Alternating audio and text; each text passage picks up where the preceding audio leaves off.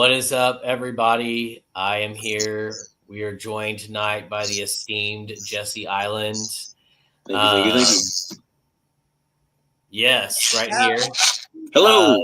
You know the drill, and he's also a fantastic real estate agent and an event planner. So he is a man of many talents.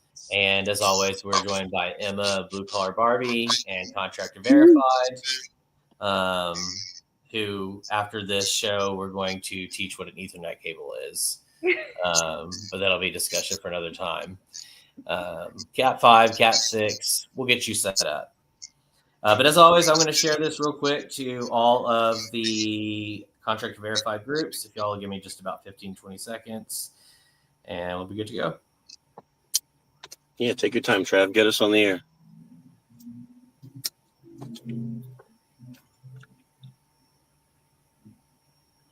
Emma, you don't know what Ethernet cable is, huh? No. What is it? There was a time when the internet wasn't Wi-Fi, where you had to plug it in, and that's what he's referring to. What is that going to help me with? It will make some more increase the speed. Oh, if you're not grabbing it from the air in little bites anymore, you have a dedicated line to you, you'll always have faster speed. All right. That was difficult. I could not find San Antonio. Okay. So, yes, we are joined by Jesse Island. If you are in the Austin group, then you saw the announcement yesterday. Also put it on a personal page that Jesse, who helped us with the barbecue event, which by all accounts was a smashing success. Yeah, it really was. He previously had hosted Chicken Wing Fest, which by all accounts is also a smashing success. And so we're really excited about it because these are the kind of people we want to team up with, are the elite people in Austin to do these kind of things. So we'd already had some big plans. Emma's been working on the event schedule. She put that together. Jesse's going to come in, help us pick locations, help us make these events more than what you get at your standard happy hour. And not to disrespect any standard happy hour, that's what we did last year, but we want to add a little more value add to attending those. And Jesse has some really cool ideas behind that, most of which I believe at this point in time are top secret. That's right. So, but yeah, Jesse, we have, you're going to be helping us with the happy hours. But you're also going to be a huge help with the big events like Tacos and Tequila, the yearly awards, and then obviously the barbecue cook-off. And then we'll be helping you out, I think, with the Chicken Wing Fest too, promotion and back office, that type of thing. I'm going to need all the help I can get, and I want to help you guys as much as my bandwidth allows. We had a really good time at the Austin Barbecue Contractor Cook-Off last year that was down south. I agree, phenomenal. Everyone had a great time and was filling themselves full of barbecue. And of everyone in the city that does events, I really like the way that y'all's group operates. There's value. It's something new and exciting. It's not just the typical, handshake, here's a beer, listen to sponsors speak for 5 minutes, and then everybody go home, with the same people they came with. But I really appreciate the opportunity to come in here and, kind of tear up the script and rewrite it in a style that means something to us. Yeah, I think we already have a little bit of a head start on that, and I think I might even got this idea from you by having the, for lack of a better term, the classes at the events, right? Where in January we're going to have Emma and Yaritza and Mark Rabb at the Austin event speak about different things to market your companies. And then in February we're going to have lawyers there who, for the first 30 minutes, they're going to talk about filing liens. But then after that, they'll get to connect with the people they spoke to, right? And the sponsors certainly still get to talk at the event. They still get to be on a lot of the digital advertising, the brand exposure, and they basically make possible for everything that happens. But it'll be more in the class, nothing else. You know, it's sponsors want to get in front of more people, but they don't know how to do that. And people want to be put in front of companies that can help them with their commerce, whether that's real estate, whether that's contracting, or that's something in between or not related at all. You're almost the middleman here. You know, it's like selling cars. You want to buy a car, but you can't just walk up to a car and buy it. There needs to be that mediation piece, right? So, somebody that bridges those gaps together. I think Contractor Connection is a fantastic kind of springboard to bring together people that are in trades with people that need those trades. Exactly. I can't tell you how many of these events I've seen people make those type of new connections, and you see it in the groups literally the next week or two, where a plumber's out there tagging a roofer in something, or tagging, an electrician in something, because they met at the event, they had a couple of drinks, they became good friends, and that happens quite often. For one, we're really proud of our margaritas. So yeah, your tacos and tequila event last year was impressive size, and there's still people that are still doing commerce because of the connections that they made just at that one event. So that was a killer event. And there was a lot of tequila at that event, if I remember. Like, we were just finishing it off with shots at the end of it. Alcohol loosens the ties. That's how real business is built. I'm not going to lie. I really, as Emma has learned, when we pick out places, I really require margaritas. There's been a couple of places we've gone that are beer only, and I'm like, pretty much this look. Like, you don't drink margaritas also. Huh? Like, you don't drink margaritas also. I do love my spicy margs. And I did miss them when we went to other places. Like, every place we're going to sells liquor. So that's right. We're gonna have liquor there. But there's also some people who are sober, and there's people that don't want to drink at those events, and that's completely cool too. You don't need to have alcohol to have fun. It certainly enhances it, but if you just want to come there, shake some hands, and make some connections, you're more than welcome to. It's not a drinking event per se.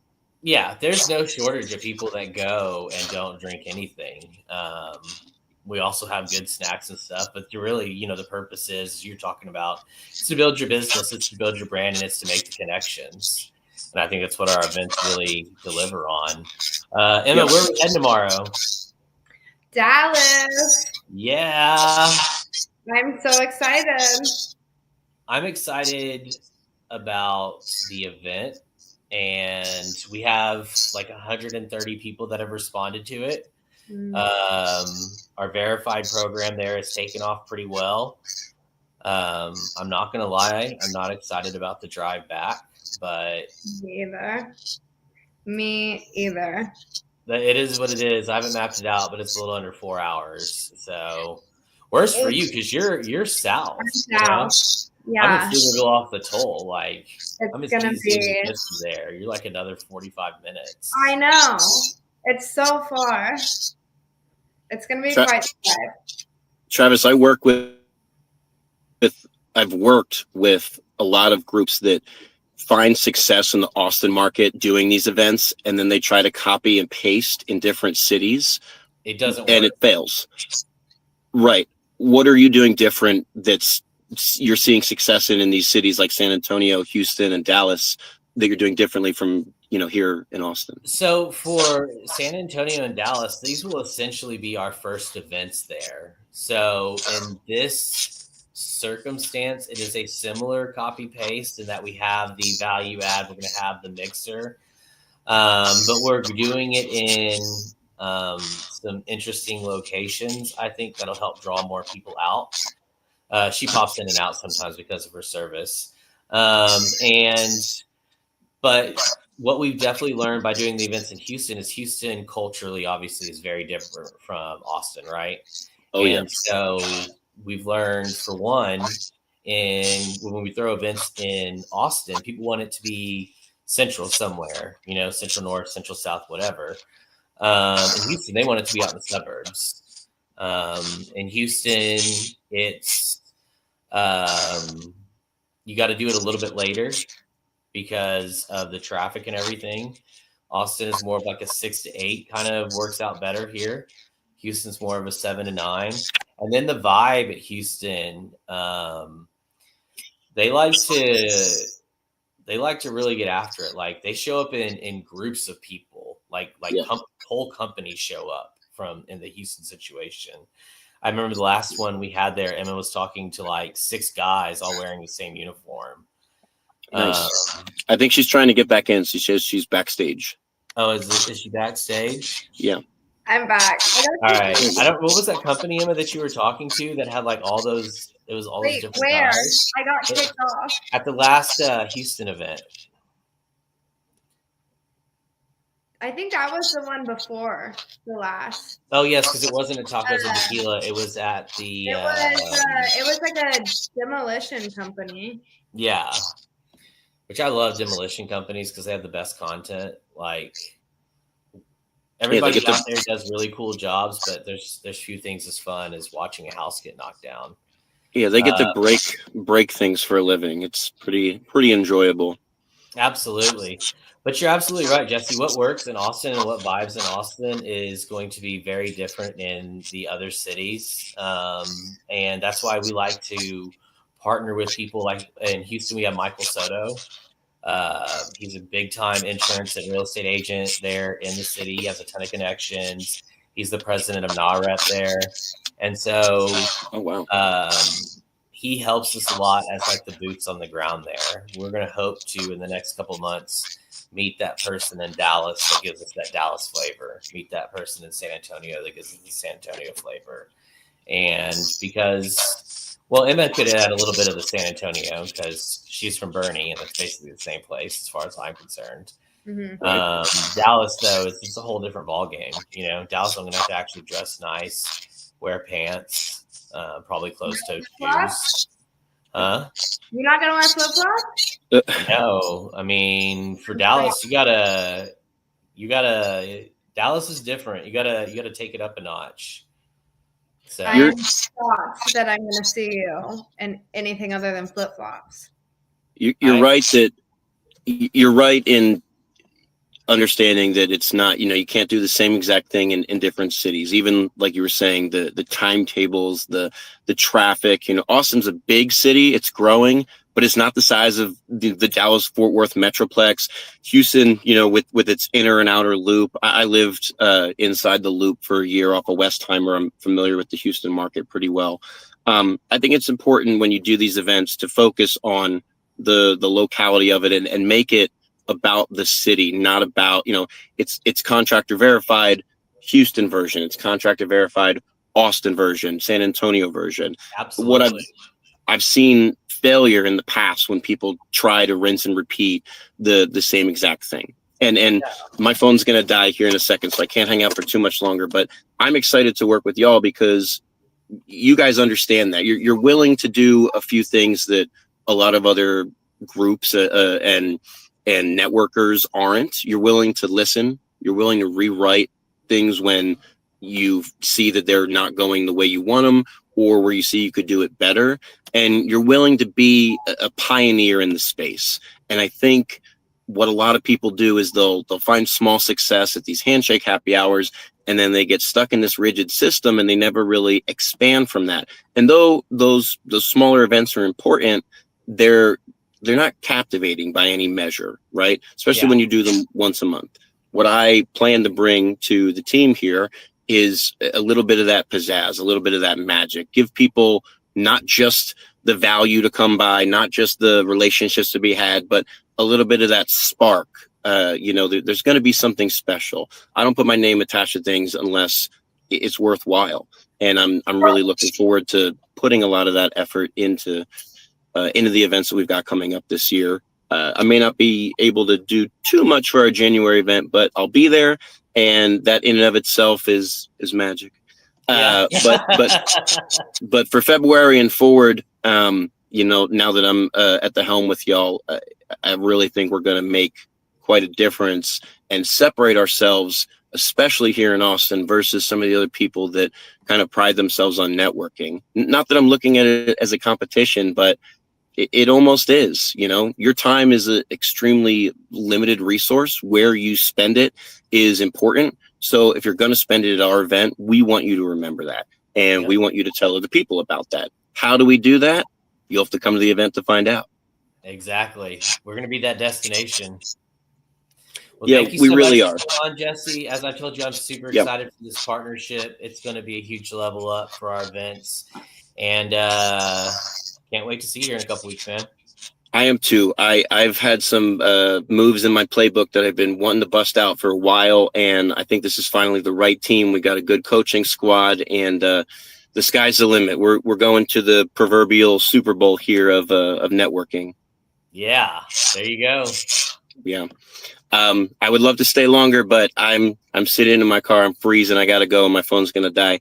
You guys continue to kick ass. I'll see you at the January Mixer. To everybody listening, please fire questions, suggestions, ideas. What would you like to see at an event? What makes you come out to the event? What is something you can't freaking stand when you go to some of these networking events? These ideas are something that we will start to listen to and work into the program. But I appreciate the opportunity, and I think we'll start to see some immediate traction. Oh, yeah. We're going to have a lot of fun, too. We're going to have a lot of fun, and a lot of business is going to get done. So fun's a byproduct of doing events with me. That's built into the script. I don't need to remind myself or my friends or the colleagues to have fun. We do that by default. It's how much value can we add? How much, can you really, blood can you squeeze out of the stone? Some of these connections are the people that will help you make your next deal or get you to the next level in your career. And you're not going to meet them sitting in front of your computer or scrolling on TikTok. You got to come out. You got to put in the effort. That's all I'll say. Worth the time, worth the wait. Keep subscribing and watching and checking in, and you're going to elevate yourself. That's all I got. Yeah. Awesome. Thanks, Jesse. Hey, thank you guys. Take care. Bye-bye. All right, Emma. I know I got to stop. Lily's going to kill me, although there's no way. Oh my God. I'm going to go back and screen record this. Please don't. Well, I would love for you to find out how to do that so we can start getting some of those clips I would love to there. find out too, because I need clips from this. That's something that maybe on one of these out of town trips while we're waiting for when we, obviously we get to the venues early, we set up. Maybe we sit down and kind of look at that and try and start pulling some clips out of there, because I think we get some really good content. I know. But yeah, so really excited that Jesse is joining us. Like I said, I think our Austin events are just going to take it to the next level. If you've been to our events last year, you know that we have a good time, but also there are connections to be made, and we're going to bring a lot more value this year. And we're really excited about that value we're going to bring. Let's see here. Elena says, but it is a competition, just saying.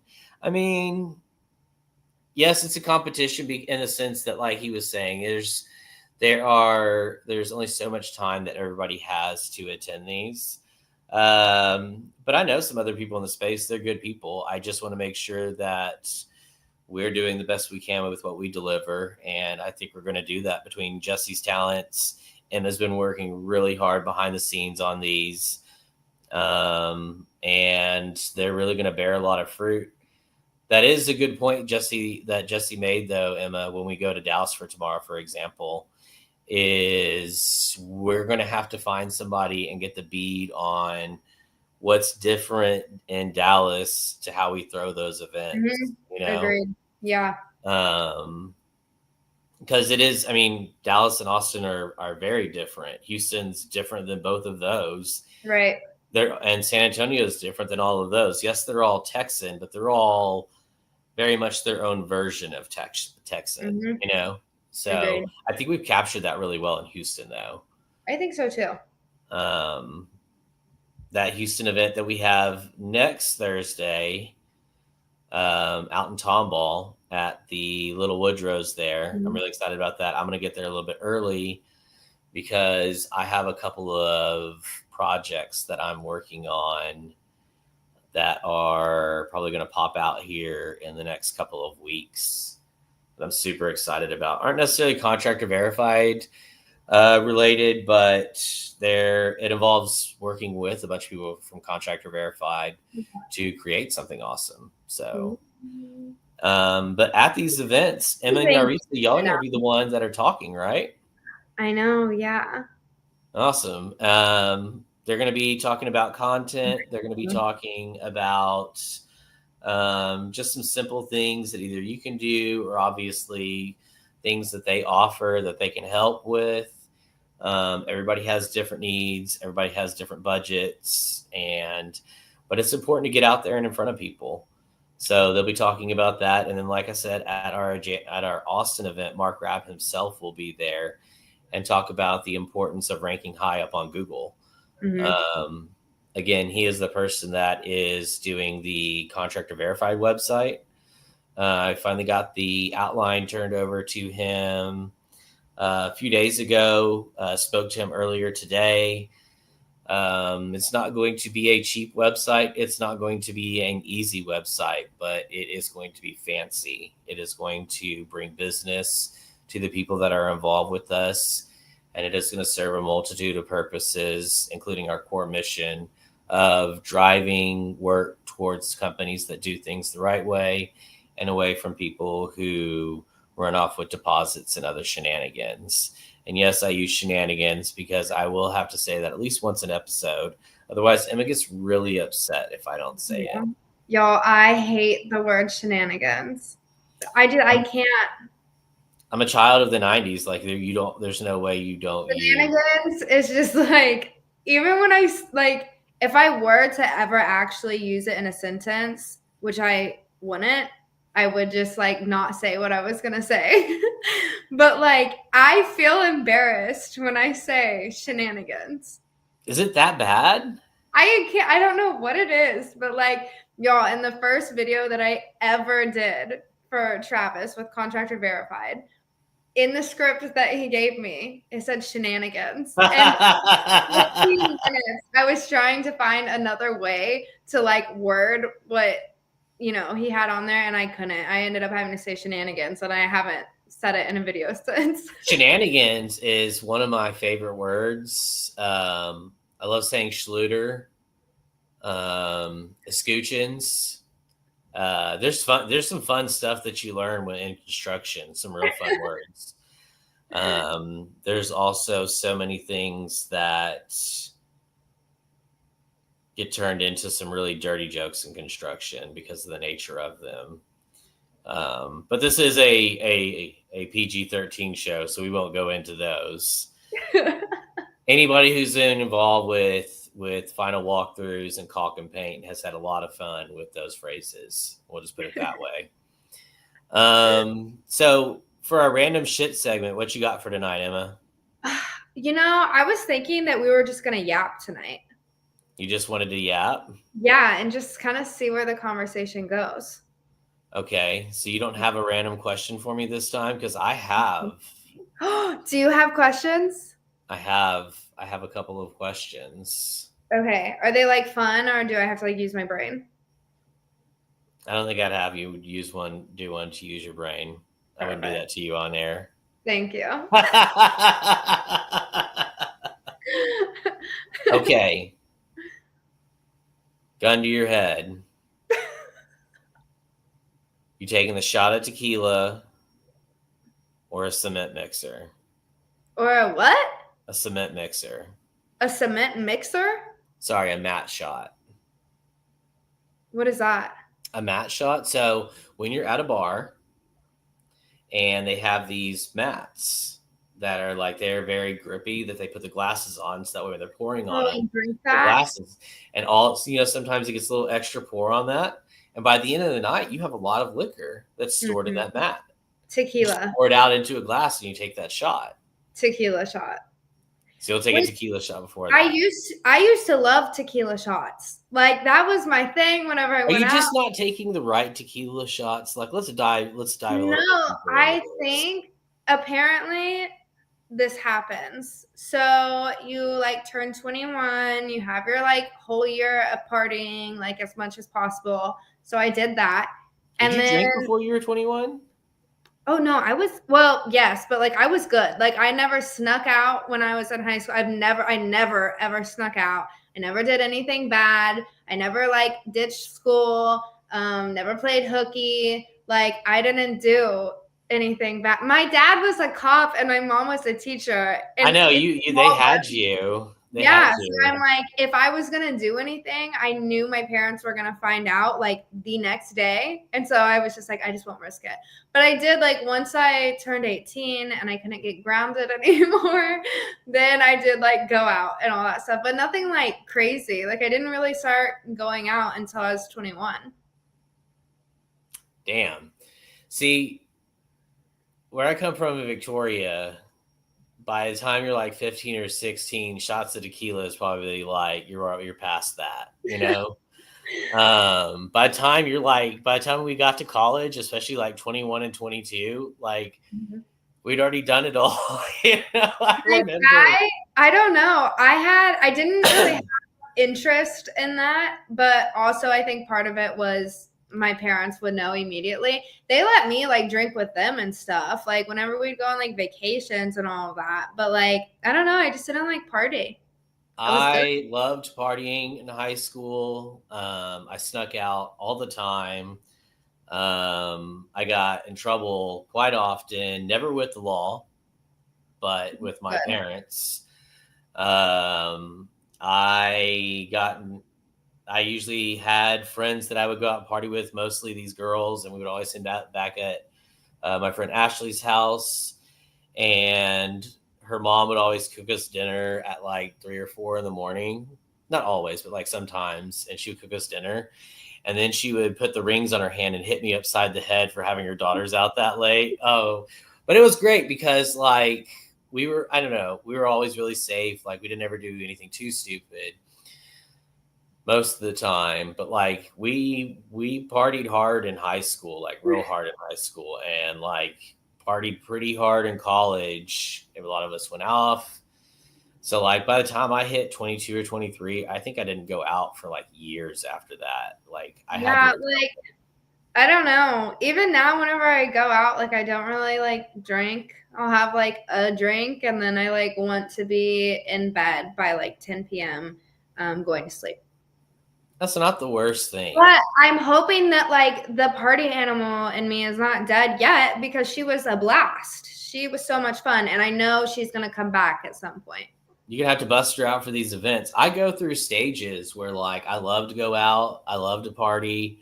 I love to do all those things. And then sometimes I go weeks on end. I don't want to leave my house. I want to bed rot. I love rotting. I love just being home. Yes. Well, especially now that you have cricket, like. I know. Like, she's just so cute. She's so bad. So much bigger. Huh? She's already so much bigger. Oh my gosh, she's like tripled in size. And you're going to bring her tomorrow. Yes, I am. And I'm scared.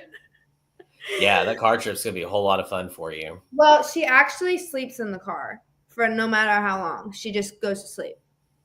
And then she'll wake up. Lucky. She'll like wake up and then I'll like pull over so she can go potty. And then I put her back and she goes right back to sleep. I was thinking about getting her a dog stroller. Hear me out. I can't with you. No, Wait, I don't want to hear it. Why did you get a stroller for walk the dog? No, but listen, hear me out.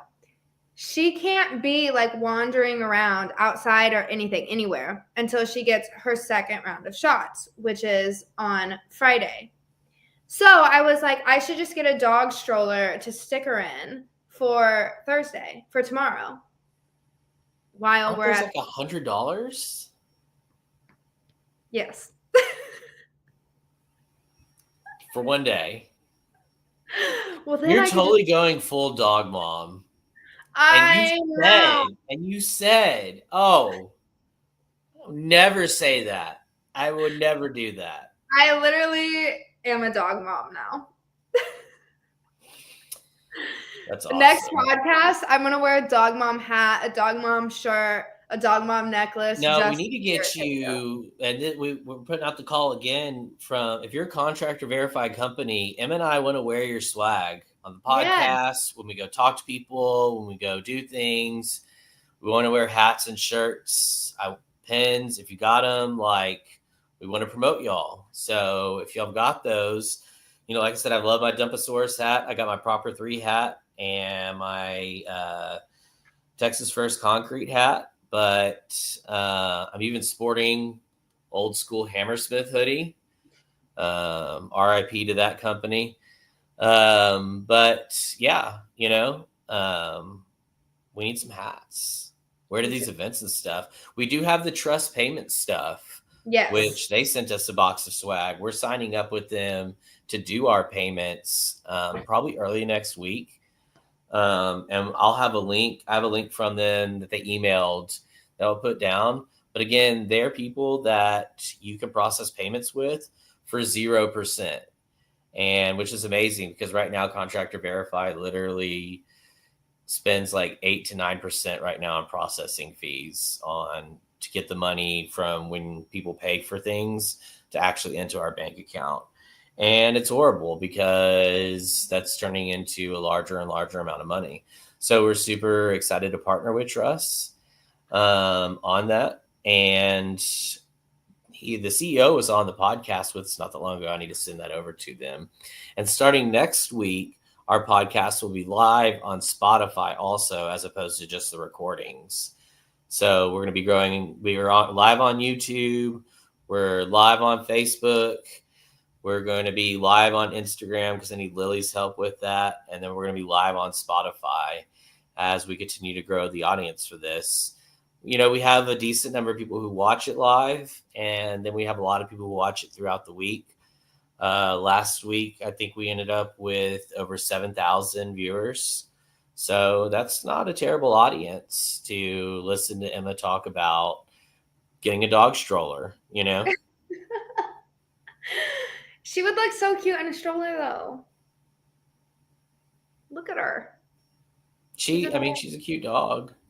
She reminds me of my Shepsky that I have now. That's the baby of my Husky and my German Shepherd, which I totally would love to take a dog somewhere sometimes, but none of my dogs are remotely well behaved. That's why she's going to go to school.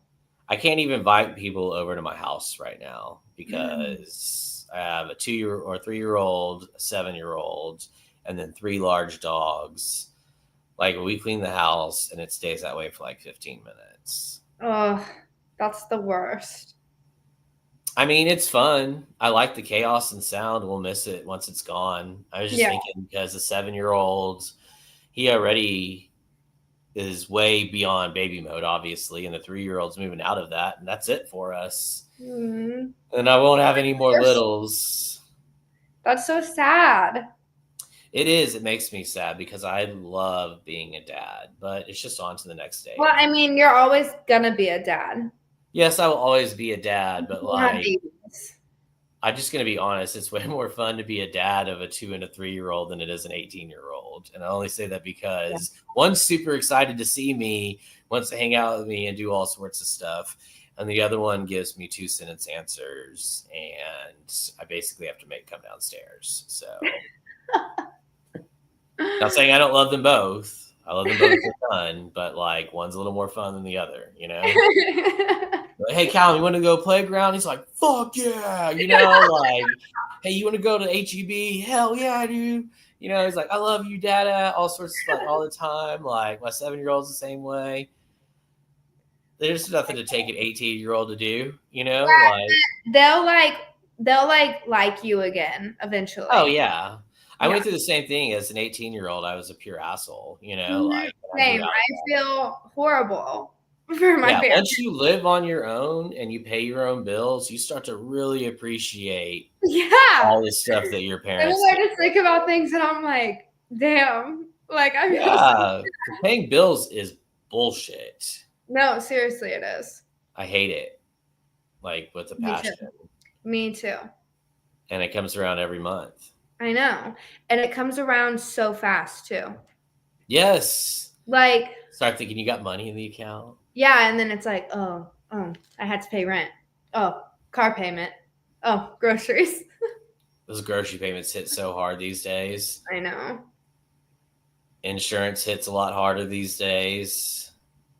Car payments, man, my car payment not that long when I had my Corolla when I first moved up here was like $300, and for my Tesla it is more than $300. Yeah. Yes.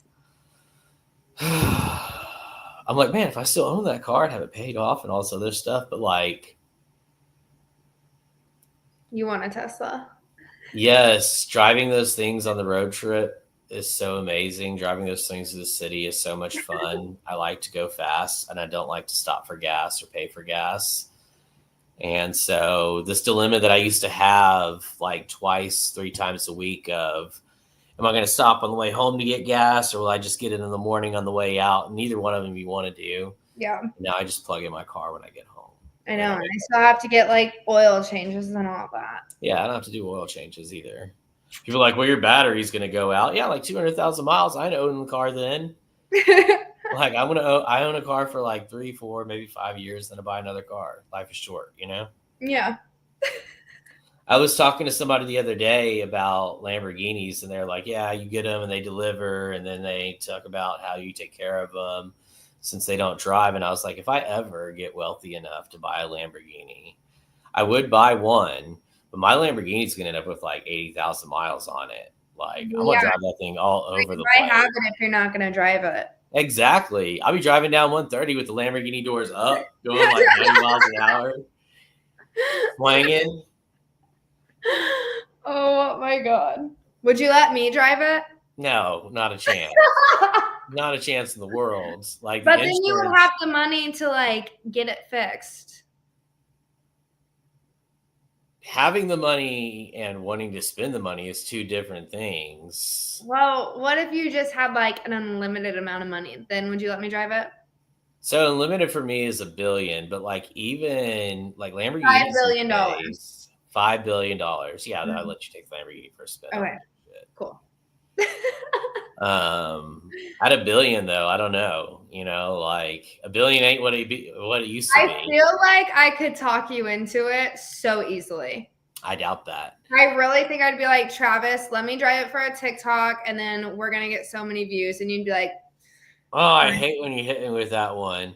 Which reminds me of everyone, Travis is getting his hair dyed pink because after a couple of drinks at our barbecue cook-off event, after a lot of drinks at the barbecue cook-off event, I decided to go up to him with a camera and ask him if I could dye his hair for a TikTok because it would get lots of views. And then I made him shake on it on camera. I honestly forgot about it. And then I found it like probably 2 weeks ago. And I sent it in our group chat and everyone voted pink. So Travis is going to have pink hair. He's actually growing it out right now. By growing it out, let's all be clear. All right? Let's all be clear. This is what I was like, what hair are you talking about? No, you did it. It was long, like last month. Yes. So what happens is obviously I have an area where hair doesn't really grow, like many men my age. But yes, on the sides and in the back, it'll start growing and getting curly at a certain point. And then I will grow up my beard and you'll get to dye it pink for the views and for the walls. And I'll let that go for about a week until I have any sort of important meeting whatsoever. And I need to look like not a heroin addict. And so then what are you going to do? I'll shave it all. Yeah. Even your beard? No, the beard will go down to the stubble, to be clear. But like, you know this, as you dye, once you dye your hair, like you give it a week or two, like your roots start to come out. I'll just shave it down low. I need to find a barber to do the clean. I want to start clean shaving my entire head. I'll wait till after we do the dye, but I want to start going chrome dome. Do it. Like Professor X style. Who's that? Like from X-Men? I don't know what that is. Is that a show? Yeah, it's a show, Emma. All right. Well, like you said, we're going to be in Dallas tomorrow night, Katy Trail Ice House from 7 to 9. So if you're in the DFW, we've had quite a few verified members sign up. We have some ambassadors. Meet us out there. And then we will be back on the podcast, same time, same channel next week. Like I said, we'll be live on Spotify as well. And next week, our guest is Liz Rich, who is our exclusive mortgage sponsor. And we'll be talking shop, talking about the housing market in the metro areas of Austin, Houston, Texas, and San Antonio. That's always a fun time. And she knows a ton about interest rates. So we'll dive into that. And then the week after, we have Nick from Top Gun, right? He's going to join us. Mm-hmm. He's an exclusive sponsor. And then February 5th, Tamborine McCutcheon from Coventus Hard Money. She'll be joining us. We're going to be filling out the schedule to where every podcast moving forward should have a guest to start off with that we'll talk to. And then we're going to spice it up with some more random shit at the end. I'm going to do some more research for next episode. Me too. And I'm going to catch you off guard with some questions. I'm scared. We're going to get you to turn red. That's my goal. Okay, but no brain questions. I mean, what do you think I'm going to do? Ask you the square root of something? Like, probably. Who knows? What I'm thinking is like, okay, so if a train leaves Baltimore at 7:00 on Saturday, Wow. and then another train leaves Los Angeles at 2:00 on Tuesday, and they're both going 30 miles. One's going 30 miles an hour. All right, everyone, have a great night. I'm just gonna keep talking. Where would they meet? If you did something like that, I would literally push leave studio. Boo. Boo. Oh my god. All right. Well, I gotta go check out my fajitas. Thank you all for watching tonight, and we will see y'all next week. Bye. Oh, damn it. I did it again.